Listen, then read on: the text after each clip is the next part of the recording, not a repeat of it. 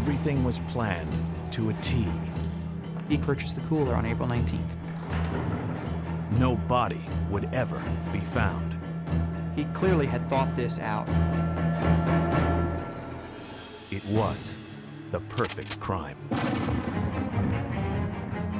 The case of Anne Marie Fahey would become the most baffling criminal investigation in the history of Delaware.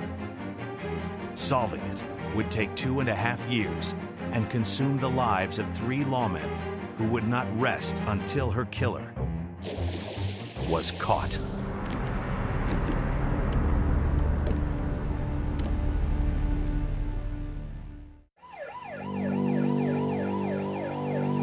At midnight on a balmy summer evening in Wilmington, Delaware, on June 30th, 1996, police detective Bob Donovan received a call to investigate a missing person report. Respond to 1718 Washington Street in regards to a missing person. Subject is 30-year-old Caucasian female, last name Fahey, first name Anne Marie. When Detective Donovan arrived at a cramped attic apartment on 1718 Washington Street, he found Mike Scanlon, the missing woman's boyfriend, her sister Kathleen, and 2 girlfriends. They were desperately looking for 30-year-old Anne Marie Fahey. No one had seen or heard from her in 2 days. It's a small setting. Some of them are on the phone, some of them are looking around the apartment. Everybody's looking for something. Anne Marie Fahey wasn't just any missing person.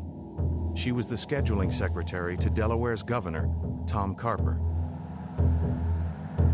Donovan found no evidence of a break-in or a struggle, but the apartment revealed disturbing clues. Anne Marie's answering machine hadn't been checked in 3 days. Bags of rotted food were left out in the open, along with her purse and wallet. And on the street below, her Volkswagen Jetta sat undisturbed. Her bed sheets were pulled back. There was clothes that were laid over a chair. There were food items out on the counter. And that was really unusual for Anne Marie because she was a neatnik. She was the kind of person that would make the bed before she got in the shower. I mean, they used to call her Anal Annie because she was such a neat freak. I knew something was up. I didn't know what it was. I just knew that there was something wrong. 4 days later, the story of the governor's missing secretary had gripped the city of Wilmington. There are no clues to indicate she was abducted or hurt in any way, and that has investigators scratching their heads. Over 300 police officers, friends, and volunteers searched for Anne Marie Fahey in the area surrounding her apartment. It was one of the largest manhunts in Delaware state history. And hopefully, with everybody's prayers, we'll be able to find her soon. But the search revealed no trace of Anne Marie. Donovan believed he was no longer searching for a missing person, but a body.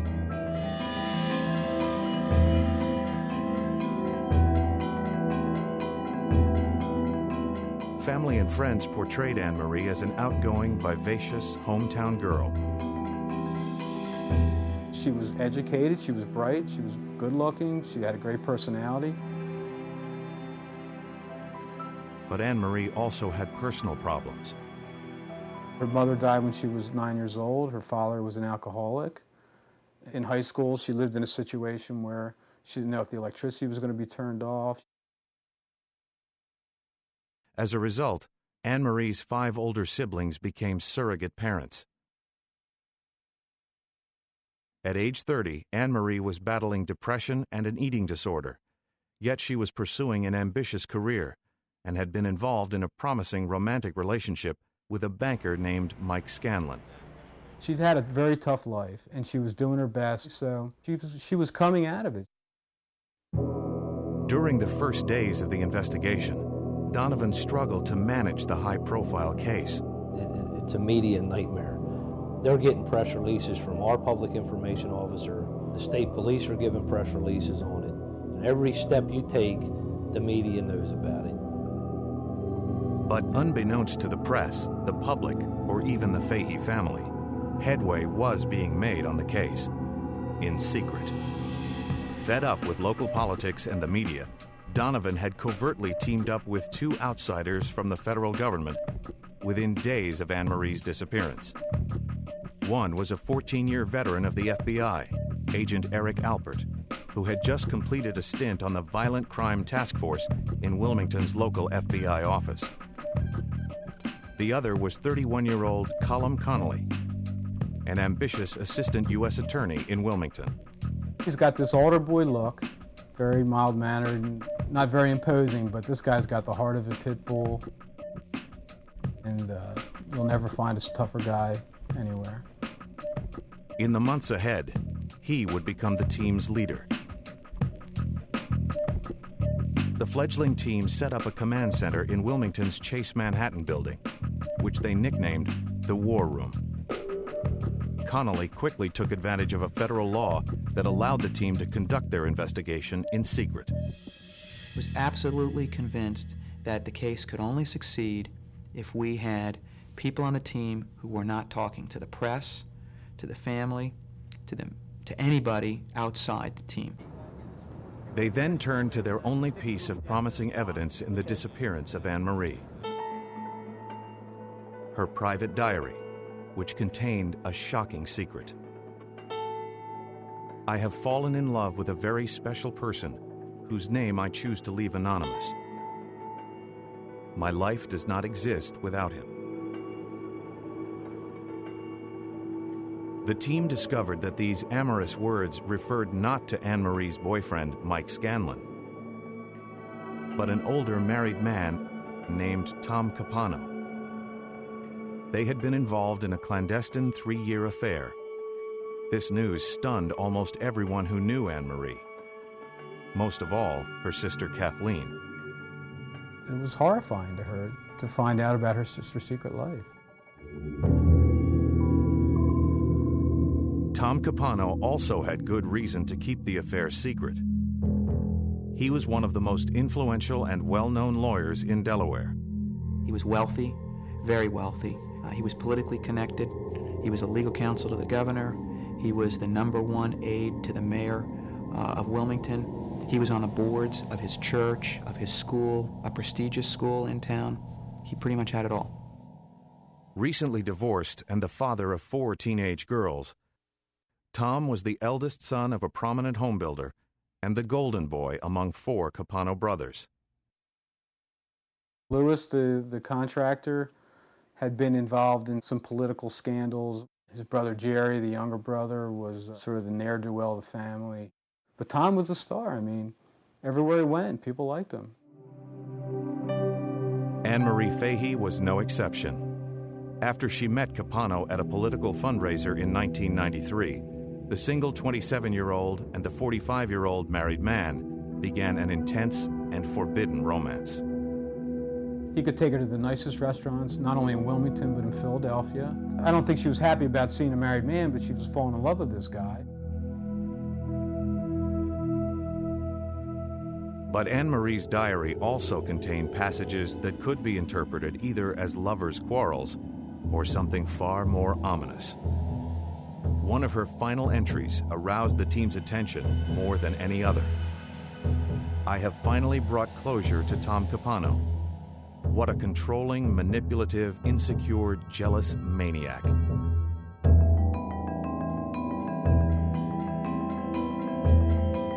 Tom Capano had been among the many questioned by Detective Donovan the night Anne Marie was reported missing.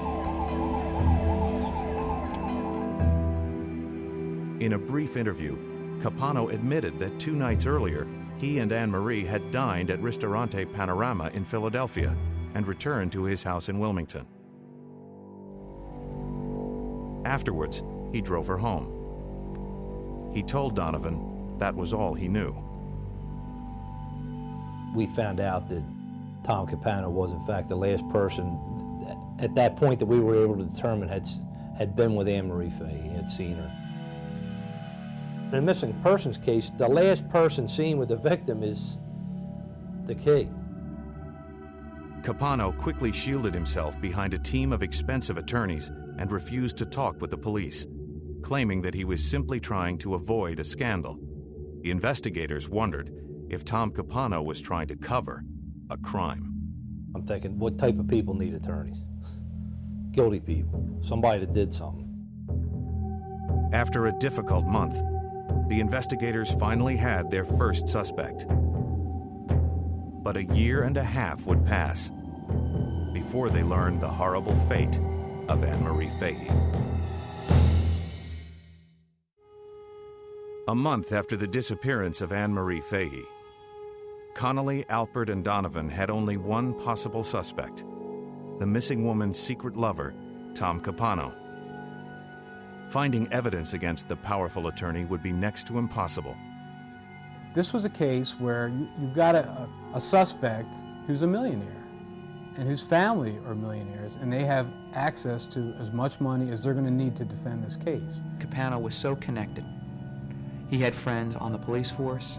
He had friends in city government, in state government. The logical first step was a search of Capano's Grant Avenue home. But without evidence that a crime was committed there, no judge would issue a search warrant. You can't bring a case just based on statements that people say that she wasn't getting along with him. You need something more concrete than that. He had no body, no weapon, no confession. We needed to put together a lot of circumstantial evidence to get into the house. Their first break came on July 25th. While searching Capano's subpoenaed financial records in the team's war room, one receipt caught Connolly's attention. I saw this entry for Wallpaper Warehouse for a little over $300, and I knew Capano was living in a rental house, and also knew he's not the type of guy to do home repairs himself. And so I turned to Bob and I said, "What's a guy living in a rental house buying $300 worth of wallpaper?" So we called a number and they answered a phone down there at Air Base Carpet Mart.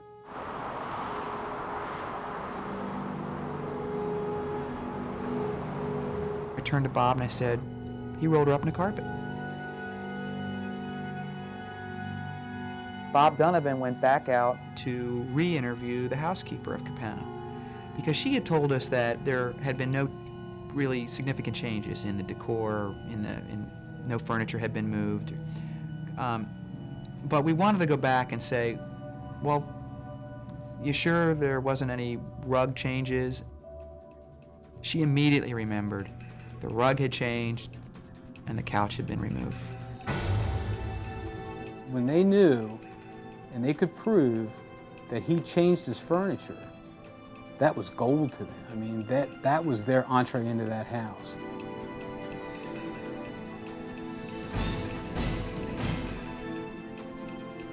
We sat in my office for about, I'd say, 8 to 10 hours, and I just typed as we put together an affidavit of probable cause. And we're just interjecting, yeah, we got this, we got that, we got this, we got that. With the new evidence, the team convinced a local judge to issue a search warrant. So 6 o'clock in the morning, we're knocking on his door.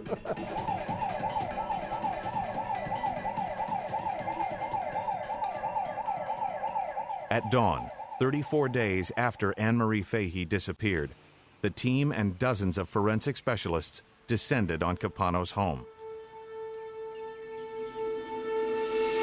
Capano was shocked to see us. We knocked on the door. He came downstairs in his bathrobe, and he looked like the wind had been just knocked out of him. Agents scoured every inch of Capano's house and yard. The investigators confiscated the new rug and 2 chairs in the den, but they found no evidence of a crime. Just when it appeared that Connolly, Alpert, and Donovan would leave empty-handed, an agent called from the great room. We found a spot of blood smaller than the head of an eraser on a pencil in the great room. They then found 3 even smaller specks on the baseboard. If they matched Anne Marie's DNA, the investigators could prove that she had shed blood in Tom Capano's home. the team's hopes were dashed when they found no DNA samples in Anne Marie's apartment. Her toothbrush wasn't available for us to use. It was a hairbrush, but there's no hair in it. She was very clean. They called her Anal Annie, and when they called her that, you couldn't even find anything in the traps of her apartment. Capano, assuming that Connolly would never demand a DNA sample from a minor, claimed that the blood came from one of his teenage daughters. When Connolly called his bluff and threatened to subpoena the young girls, he became enraged. He walked right up to me about a foot away from me, looked me right in the eye, and said, "I hope you can sleep at night." Colin was the enemy. I mean, he just couldn't believe that somebody, a Wilmington person was, coming after him. Opting not to use his daughter as an alibi, Capano dropped his claim.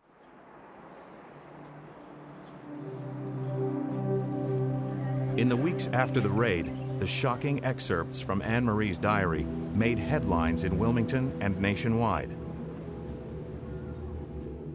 Tom Capano, the hometown hero, was now the prime suspect in the disappearance of Anne Marie Fahey. It became pretty clear very quickly that Capano was the guy who was responsible for her disappearance. We learned that he had a character hidden to the general public, a character that was very manipulative, that was willing to harass women who would not return his romantic overtures, and a person who was brazen, very proud, and mean. This public vilification of Capano led to an important tip from an employee of Tom Capano's older brother, Louis, who ran the family construction business. An individual by the name of Shaw Taylor contacted us, and he told us that Louis Capano, the Monday after Anne Marie Fahey disappeared, had called the construction site and said, get the dumpsters at the site dumped. Shaw Taylor wondered why he wanted them dumped, because it was expensive to dump them, and they were not full, and they were not due to be dumped. And Louis Capano was adamant, get them dumped now. The investigators suspected that Tom and Louis Capano had disposed of the couch, a rug, and perhaps Anne Marie's body. The three men joined a search team, all knee-deep in filth for 5 grueling days at the local landfill. They found nothing. From now on, the team would proceed without the key piece of evidence that over 95% of all murder cases have: a body. Others began to question the viability of a case that lacked any hard evidence. And Connolly and Donovan and Alpert and all the rest, they all realized this. They knew that sentiment was for them to solve this case, but people felt that the odds were against them. I mean, Capano's still got a lot of money, he's got strong lawyers, no body turns up, there's no weapon. They've got all these accounts of this bad relationship, and the evidence is mounting, but it's still all circumstantial. Oh, there was a lot of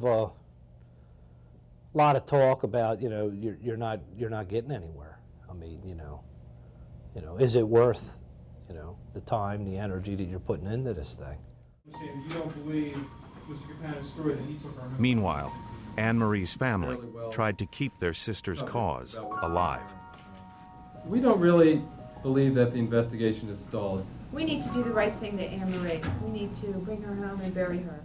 This was a case where you had a family that I became close with, who felt they had nowhere else to go. And I could not see shutting a case down and living with myself with the Faheys there. Just made you want to dig in even more. I know me personally, I know Colin and Eric, and I wasn't quitting. So.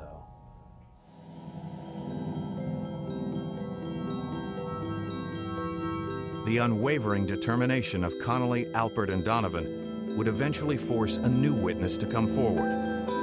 His story would shock the entire team. But they would have to wait more than a year to hear it.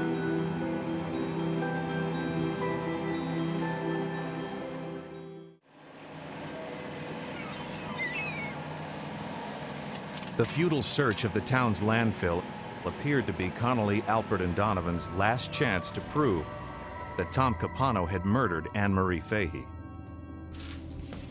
Rather than retreat, however, the team defiantly attacked Capano's greatest stronghold, his wealthy, close-knit family. In late August, Connolly called Tom's older brother, Louis, before a grand jury. As expected, Louis refused to talk. We had to immunize him, to force him to testify. Louis then admitted that he had indeed been withholding something from the police. It wasn't a murder, but a brotherly favor. According to Louis, Anne Marie had attempted suicide in his brother's house by slashing her own wrists. After bleeding on the couch, the rug, and some of her clothing, she went home alive and well. Tom Capano was afraid of hurting his wife, and Louis told the grand jury that he, Louis, said to Tom, "Put all of her belongings in a bag and go put it in one of my dumpsters, and I'll make sure I get the dumpster removed the next day." We didn't believe it, but we couldn't disprove it. Louis had become yet another dead end in the investigation. The team would take a very different tack with Jerry, Tom's youngest brother. One that would require more patience. We launched a complex undercover operation, the details of which I can't disclose, to try to snare Jerry. Over the course of 14 long months, the team gathered incriminating evidence against Jerry Capano. They discovered that he had illegal drugs and guns in his home. And most importantly, he sold a boat within days of Anne Marie's disappearance. The boat was sold without an anchor. Faced with drug and weapons charges, Jerry agreed to tell the investigators what he knew. What hit me when Jerry walked in the room and started talking to us was that he sincerely was ready to get this off his chest. Jerry was crying. He was constantly moving. You could tell he was nervous. He was giving up his brother, a person that he revered like a father, but a person that I think he had really developed, maybe hate's too strong a word, but something like a hate for because of what he had put Jerry through. Jerry's confession would finally reveal the horrific fate of Anne Marie Fahey. At 5:45 a.m. on June 28th, the morning after Anne Marie Fahey's disappearance, Tom asked Jerry to come to his garage on Grant Avenue. Months before, Tom had told Jerry that someone had been trying to blackmail him and that he might need Jerry's help and perhaps the use of his boat to take care of it. Did you agree to help him? Yes. In these actual recordings of Jerry Capano's confession to Colum Connolly, he tells what eventually became of Anne Marie Fahey. And when you went into the garage at Grant Avenue, what did you see? I saw a cooler. Did you take the cooler onto your boat? Yes. And they took the boat about 60 miles out to sea.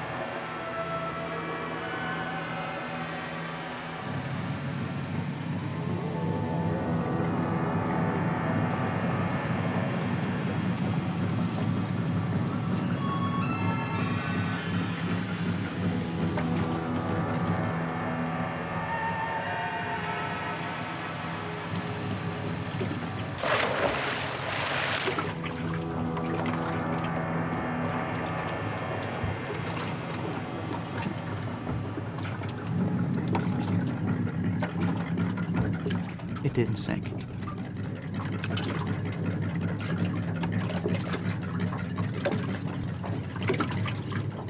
What did you do because it wouldn't sink? Took my shotgun out and shot it once with a deer slug.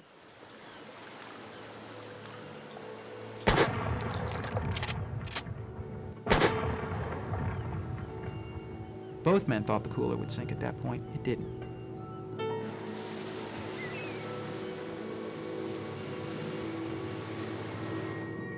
So at that point, Jerry's beside himself. He's like, I can't believe you got me involved in this. He says, I'm done. And he says, you do what you got to do.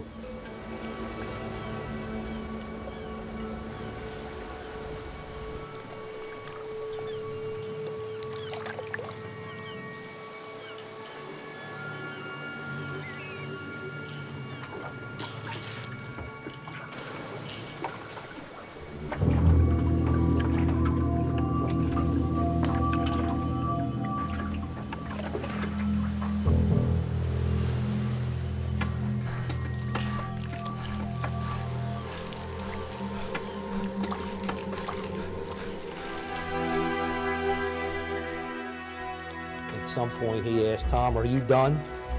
And Tom tells him he's done. He turns around and looks, and he sees the foot going down into the water.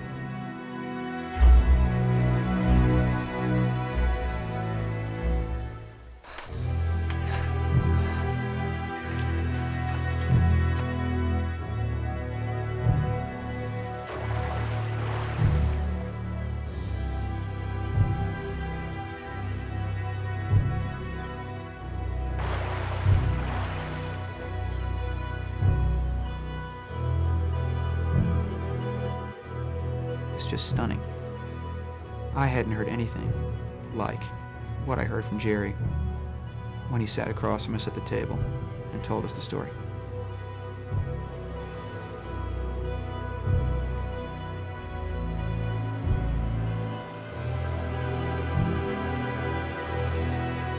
After the incident at sea, Jerry drove Tom back home, where they loaded a rug and a couch with a large bloodstain into Tom's SUV.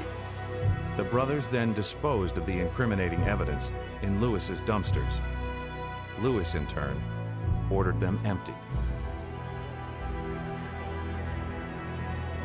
In exchange for testifying against Tom, Jerry was granted immunity from prosecution. When Lewis heard about the deal, he rushed to do the same. Only 3 days later, Tom Capano, now under 24-hour FBI surveillance, was spotted driving to the Philadelphia International Airport. Connolly, believing Capano was attempting to escape, ordered his immediate arrest. At police headquarters, the two lawyers had their second confrontation. He's not looking good, and he starts to talk to me. He wants to kind of explain things. He actually called me by my first name. He says, well, Colin, blah, blah. And I said, Mr. Capano, you're a lawyer. You know better than this. And I pushed the door back open and I said, and by the way, Mr. Capano, I sleep very well at night. Then, only a day after Capano's arrest, the case's most crucial physical evidence would appear, literally, out of the blue. On November 22, 1998, 1.5 years after the disappearance of Anne Marie Fahey, Tom Capano was finally in jail, charged with her murder. The arrest made news nationwide. For the first time, the public learned that Anne Marie Fahey had been dumped at sea in a 42-gallon ice cooler. This gruesome detail would lead to the discovery of the investigators' most crucial piece of evidence. A man called the FBI office claiming that his friend, a local fisherman named Ken Chubb, had a cooler similar to the one described in the newspaper, one with bullet holes.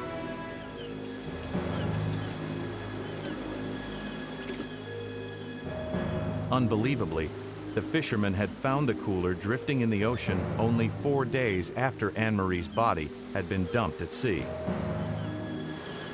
Because the men had been unaware of its grim significance, They eventually replaced the lid and put their lucky catch into a shed at the marina. And there it remained for over a year. I didn't believe it. I mean, who would believe that? A cooler that had been cast away 3 miles out at sea, found? I still can't believe it. I mean, I get chills when I think about it. Maybe it's divine intervention, or maybe it's just it was just luck. I don't know, but that was a very important piece of evidence that turned out later on. Ken Chubb's unexpected call had given the team the cooler. Another witness would shed light on the murder weapon.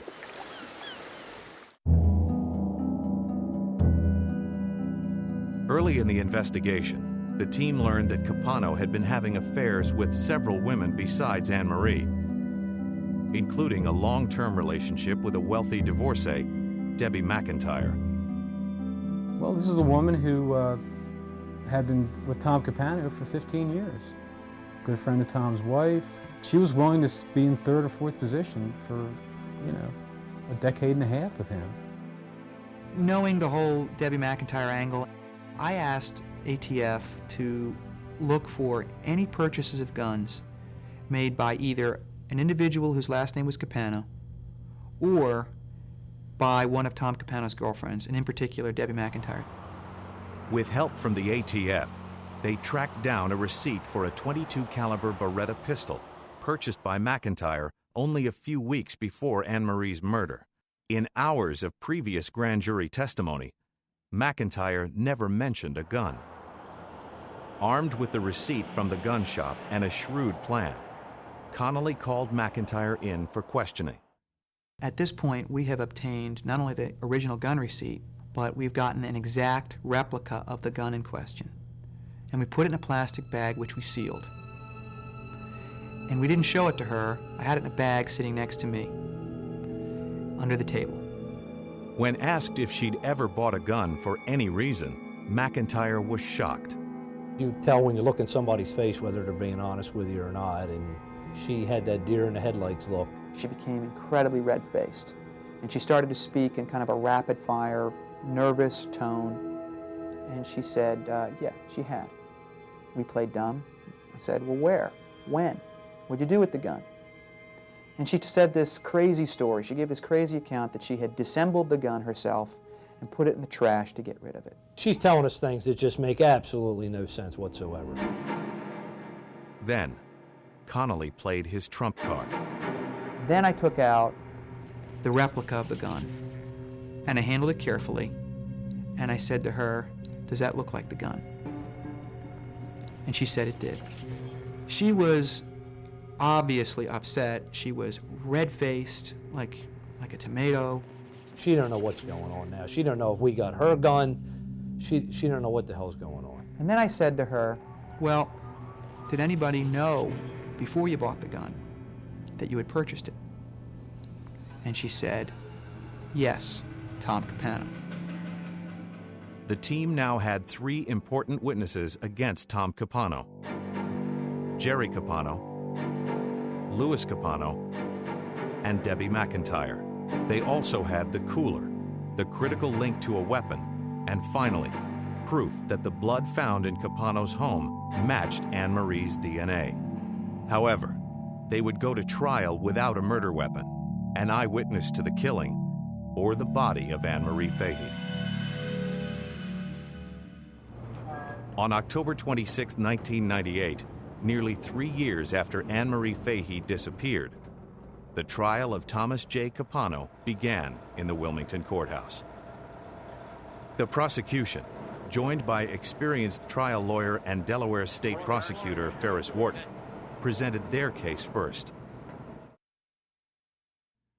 During 5 weeks, the prosecution questioned 81 witnesses and shared 235 pieces of evidence. The most important evidence was saved for the prosecution's final day. It was absolutely silent in this packed courtroom. And I remember the sound of the handles on the cooler reverberating. As we laid the cooler down, the wooden handles dropped against its side. Didn't realize how big an impact it would have until I saw them bring the cooler in and putting that out in front of the jury, and You could tell from the rest of the courtroom how big an impact that had emotionally on everybody there. It was a somber moment. I mean, it was sad. Because you knew that was her coffin. On December 21st, it was the defense's turn to tell Capano's side of the story. He too had a shock in store for the courtroom. Against the advice of most of his attorneys, Capano demanded to take the stand in his own defense. He wanted to tell the jury that he didn't kill Anne Marie Fahey. His mistress, Debbie McIntyre, did.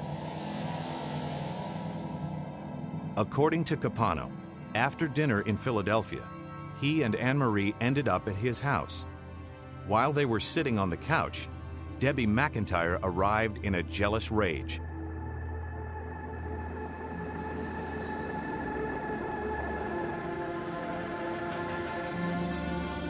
She raised a gun towards her own head. Capano lunged to save her.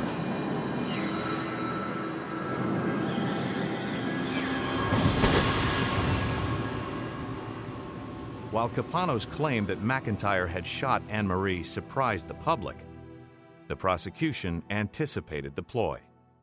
This was not a bombshell. This was not a surprise. In fact, a month before trial, we filed with the court a paper in which we said we expect he'll blame McIntyre. He's never been responsible for anything in his life. He was not going to take responsibility for this. When he gave his version, I knew he was in big trouble because it was totally implausible.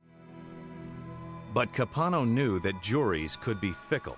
If he could outduel Connolly in the cross-examination, he still might get off.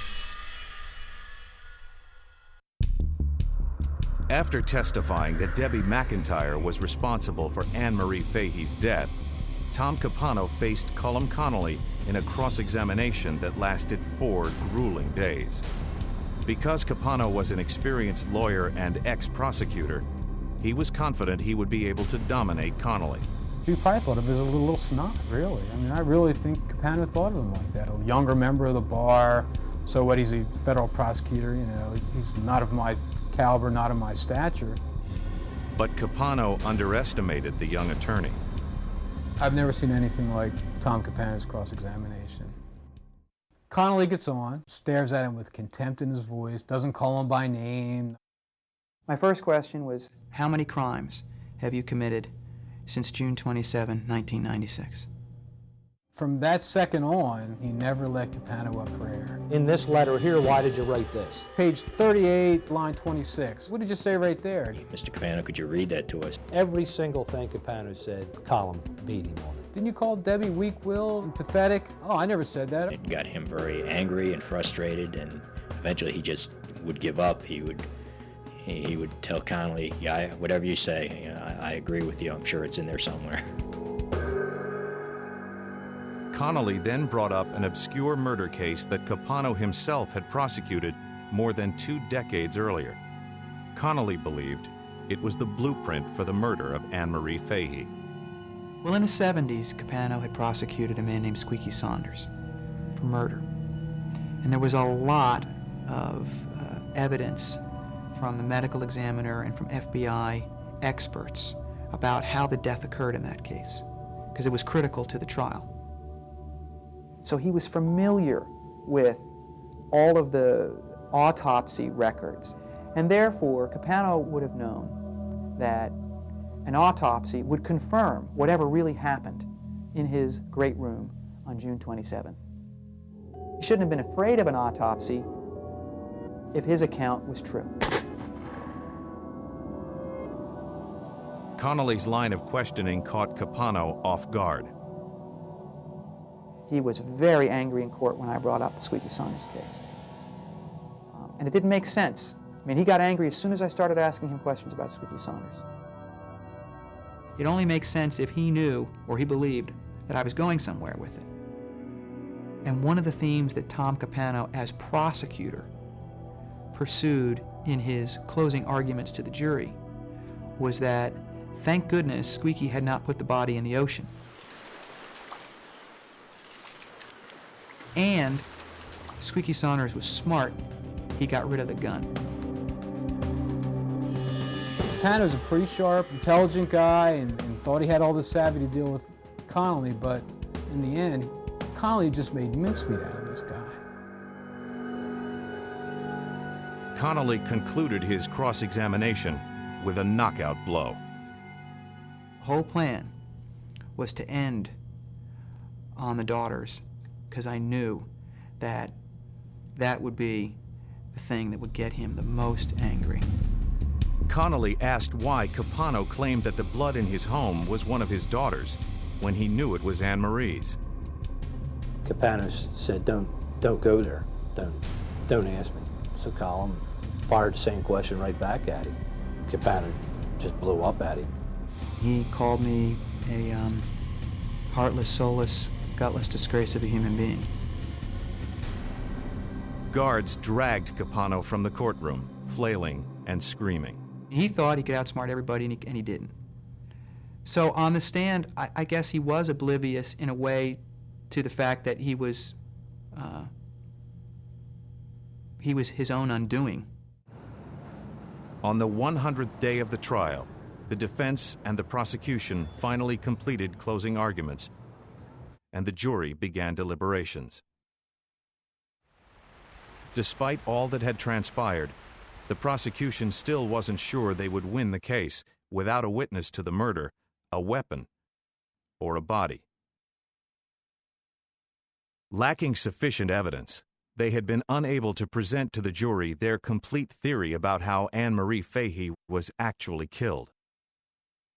The prosecutors publicly reveal here, for the first time, what they believe happened to Anne Marie the night she was murdered. I think she tried to end the relationship on June 27th in the Panorama restaurant. And I think he said to her, "We can still be friends. You're right, we can make this work. And I just have this gift for you."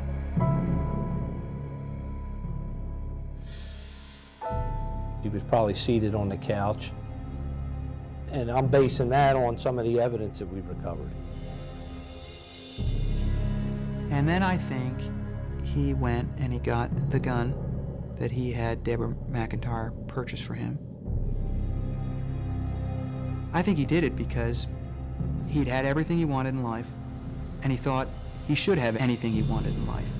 And he couldn't have her, so it just made sense that if he couldn't have her, nobody else would, and he wasn't gonna let her be with anybody else. And I think he went behind Anne Marie's head, and I think he probably shot her exactly where Squeaky Saunders had shot his victim. About 2 inches above the ear and towards the back of the head. And it was probably one shot,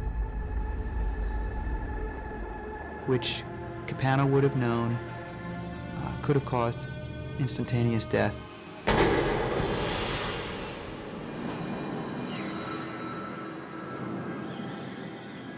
He just shot and killed her. He wasn't going to have her telling him no.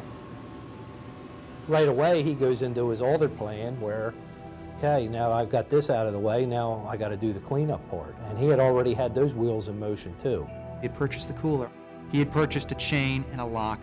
He clearly had thought this out.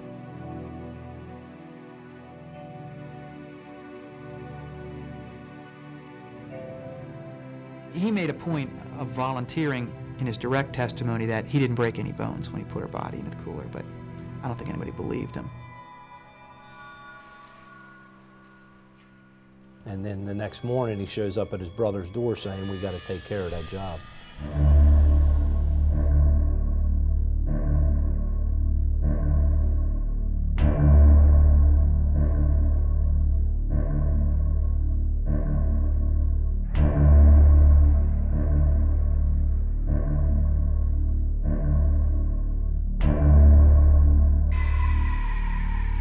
The jury never heard the prosecution's complete theory.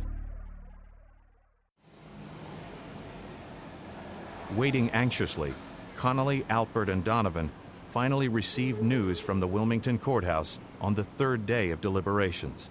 I had a call Saturday night, and they said the jury had reached a verdict, and we were going to have to wait till the next morning to hear it. I know I didn't sleep at all. I was up walking the floors most of the evening. You just couldn't sleep. Got over to the courthouse probably at 5 in the morning, just sitting around waiting.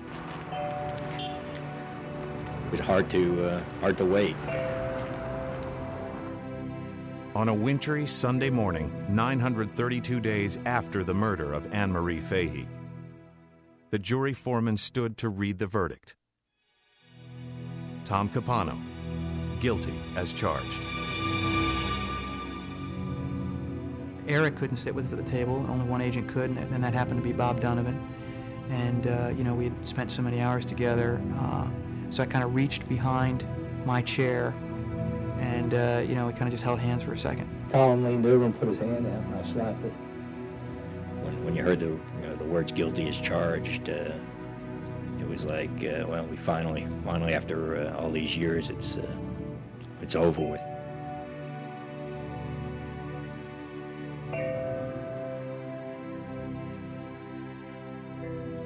Catching any murderer is more complex than TV dramas and novels lead us to believe. Perhaps no killer is more elusive than the powerful and well-connected. What you have to remember whenever you look at this case is that he almost got away with murder. But for a spot of blood smaller than the eraser on a pencil, but for getting his brother to flip, and but for the cooler, Tom Capano might be a free man.